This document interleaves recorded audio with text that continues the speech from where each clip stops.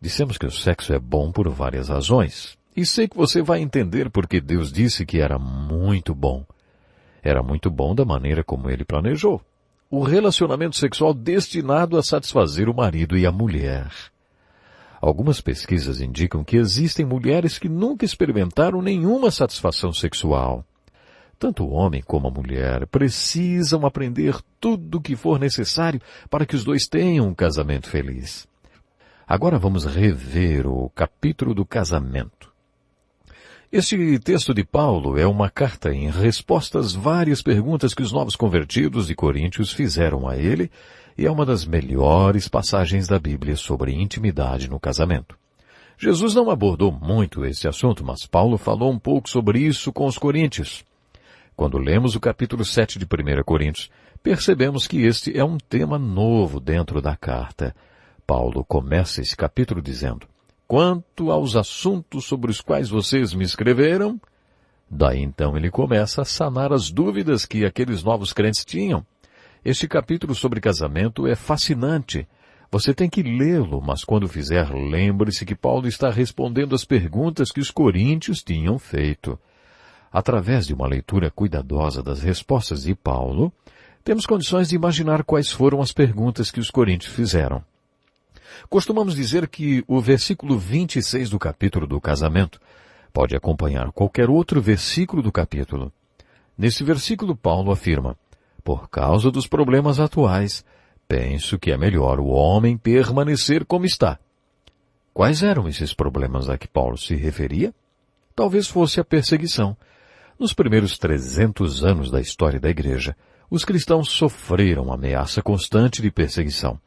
Por isso é fácil concluir que, se os homens estavam sendo perseguidos, sendo jogados para os leões, e seria muito mais difícil se fossem casados e tivessem filhos. Você pode até suportar o seu próprio sofrimento, mas o que poderia acontecer aos seus filhos e à sua mulher?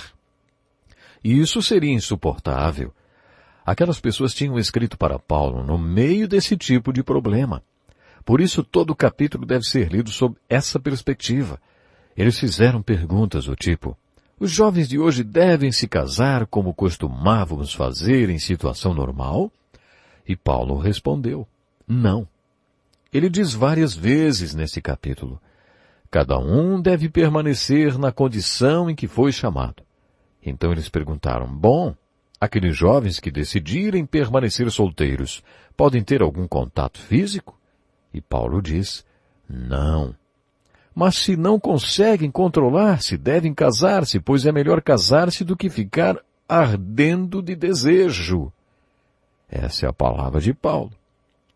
Diante dos problemas que enfrentavam, Paulo diz que era melhor não casar, e se não se casassem, não deveriam ter nenhuma atividade sexual.